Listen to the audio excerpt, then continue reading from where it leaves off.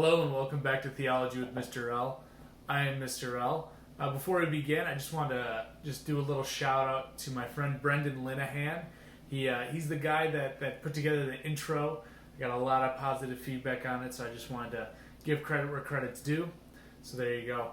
Today we're going to continue talking about confirmation saints. So if you're new to the channel, before we get into it, don't forget to like, comment, and subscribe. If you have any questions or any follow-up or any specific questions related to confirmation saints, you choosing a confirmation saint, don't forget to put them in the comments. I'd love to be able to help you and guide you throughout that process as well. By and large, the most frequently asked question that I got from all of my students was this: how do I choose a confirmation saint? And it looks kind of different for everyone, but so, like I said, by far the most asked question by my students was, how do I choose a confirmation saint? So let's get into it. So there are so many saints, and I think that's a really important thing. There are so many saints in our church that it can maybe even feel a bit daunting, like where do I start? And I think that's why a lot of people are like, well, there's so many, how do I choose? Or maybe you're sitting there and thinking to yourself, I don't know any saints. So it's great, there's all of these saints, I don't know any of them. So where do I begin? And I would say start here, right? And start with your sponsor, right? That we've talked about confirmation sponsors. I have videos all about confirmation sponsors. You should check those out. But your confirmation sponsor should be the person that can guide you and help you in making this decision. That's kind of one of their roles, right? Is to guide you and lead you in this sacrament, but then also beyond it, right? And so within this sacrament, like, your sponsor should be the person who's guiding and helping, and there's someone that you should be able to go to and talk to about your saint, right? And to express with them, I have no idea, where should I begin? Do you have any recommendations? Any people that you think that, any saints that are standing out to you that you feel would be really good for me? Any saints that you're praying about for me and things like that? So I would say start with your sponsor. Now, maybe your sponsor, you know, they've given you some ideas, or they're not really sure themselves, then I would say this: well, then it's on you to kind of start going out and looking up different saints. So what I would do is just simply put, I would go to this website, Catholic.org. It's a phenomenal website. They got tons of different things on there, but the big thing that they have is they have this enormous database of saints. Huge, absolutely huge database of saints. And it's cool because you can look them up by, patronages, you can look them up by dates, you can look them up by, countries where they're from, all these different things, by, alphabetical order, obviously, and things like that. But it's a really great website if you're sitting there and you're just totally lost. So I would go to that website, Catholic.org, check it out. Like I said, huge database of saints, super helpful. Now, once you've done that, you might be thinking, okay, go to this website, look here, but now what? Okay, well, I would say throw out a few things, right? Like, every saint is a patron saint of something, which means that they are the person that you should pray to for this thing. And it's funny sometimes that they're patron saints for different reasons.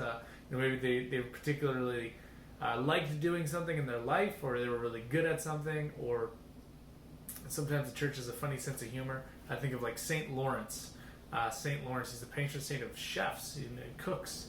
And St. Lawrence, funny enough, how the story of his martyrdom goes, that he was being literally cooked over a fire. They were burning him to death over a fire.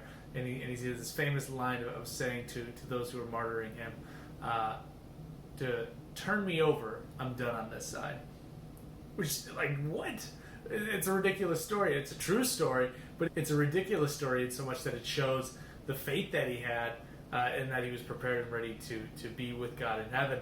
But it's also kind of one of the funny ways that the church has kind of that funny sense of humor, where this guy is now the patron saint of cooks.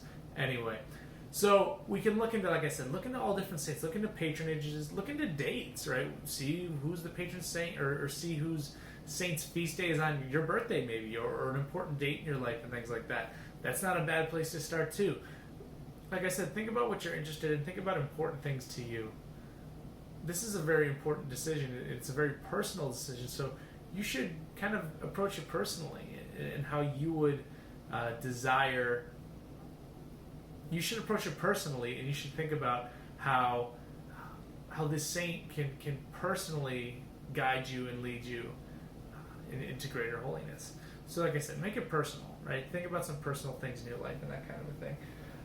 Now after that, right, once you've kind of I don't know, throw out a few different saints, research them. And I'm not necessarily saying write a research paper about them, but research them, learn about them, get to know them, right? That you can't sit down and have a face-to-face conversation with this person, so the best you can do is to kind of study them and get to know what they're about. And I don't mean just look up one source. I mean, look at a bunch of sources. Look up a bunch of really good sources. See what you can find out there. And just see what you can kind of learn about this person. And I would say kind of narrow it down to several options, right? So do some research, narrow it down, say, all right, I think I kind of like these few saints. And then the really important thing is this, right? That after you've done all that, what it comes down to is just prayer. So you've taken this list of saints and you've narrowed it down to 1 or 2 or 3, and then pray about it. Really take it to the Lord and just ask God, just bluntly ask Him, say, God, help me to know who my saint should be. Put people in my life, put things in my life that guide me, to help me to understand this, help me to just know in my heart what it is that you're wanting of me. And I think an important thing in all this too is maybe there's a saint that we start off, we say, I love athletics, I love playing sports, I love doing these stuff, so I'm going to look into Saint Sebastian. I feel like he's going to be my saint. Great. Well, maybe you research Saint Sebastian, you find out, I don't really feel a connection with him. I know he's a patron saint of, athletes and sports and all that stuff, and that's really great, but I don't feel connected to him. Okay, that's literally the best thing that could happen, right? Is that, you sit there and say, well, that really stinks. That's terrible, that you had your heart set on this saint, and now you feel like, that's not the saint you should go for anymore. It's like, okay, that's a good thing, because that means that God is directing you to someone else. Right, so don't look at this kind of process as like a negative thing. That this is all a very good thing in which the Lord is guiding you to the right saint for you. Now, with all that being said, right, like I said, we need to take it to prayer and really, really consult the Lord and bring the Lord into this decision as well.